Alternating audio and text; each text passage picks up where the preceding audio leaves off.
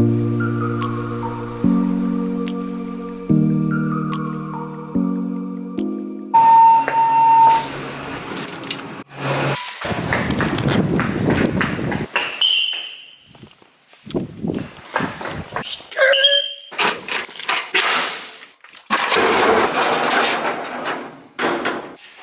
up, dudes? Today I just got in my Cosmis XT006R and 18x11 +8 offset in black chrome.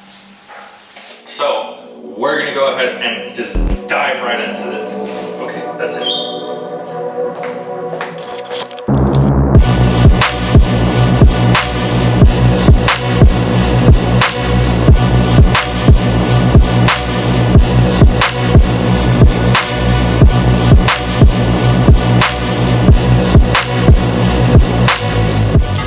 Holy wide. Jeez. Look at the size of this thing. Oh my god. These are 18s, dude. I've never had 18s on the truck. I've only went as tall as 17. So for this specific wheel, I plan to put a kind of like a street / track tire. So I'm really leaning towards the Nitto NT05 because I love the tread pattern on it and also the grippiness of it. It's got about, I want to guesstimate about 20,000 miles I'd be able to get out of those. And this is definitely by no means a daily driver. So it should last me about 2 or 3 years, depending on the usage and how hard I drive it. Especially when I have that V8, it's gonna have a lot of torque spin on the rear ones. But I'm basically gonna go with a 285 square setup. These wheels are actually 18x11 square setup, so I'll have a 285, 35, 18 Nitto NT05 all around, and it should be, by my calculations, flush with the Bushwhacker fender flares that I'll be putting on the truck, and I'll whip those out right now. Boom, they're right here. These definitely need to be sanded down, primered, and painted. That's gonna be later when they're on the truck actually, but this is how it's kind of gonna fit in there. Once it's on the truck, obviously it's gonna look a lot better. But also what I'm doing is I'm putting an S13 suspension on the rear of the truck. So it's gonna be an independent rear suspension.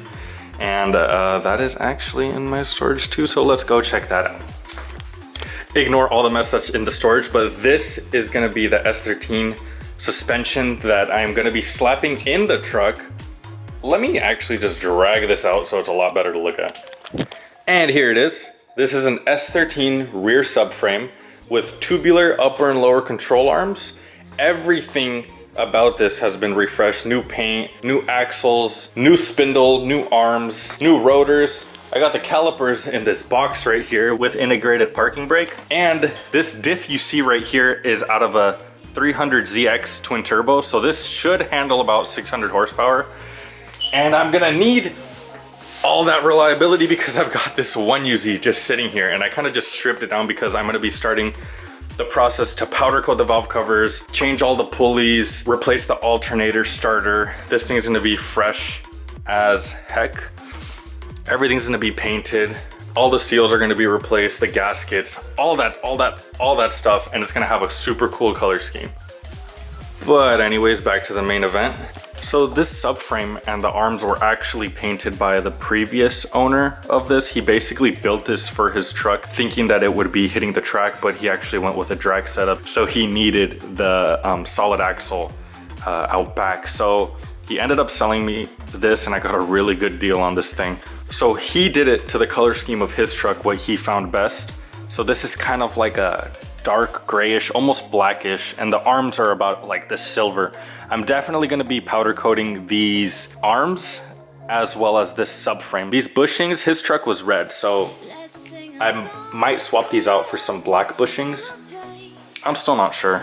I kind of like the red pop, would go with the seat belts, but there's a whole different part of the truck. So I know slapping this in the truck, you would kind of just put a strut tower here and have it connect to that coilover mount all the way down there. No, that's not what I'm doing. I'm adding push rods, or actually my fabricators are adding push rods basically from that lower mount on each side up to a cantilever coilover setup.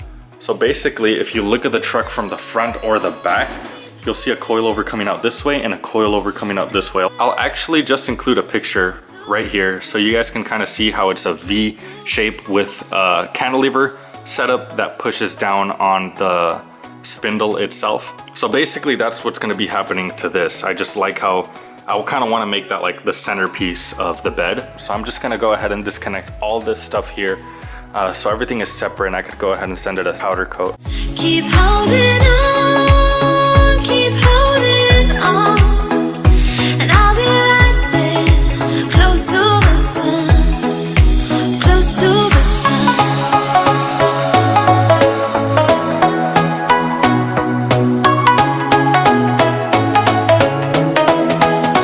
Close to the sun.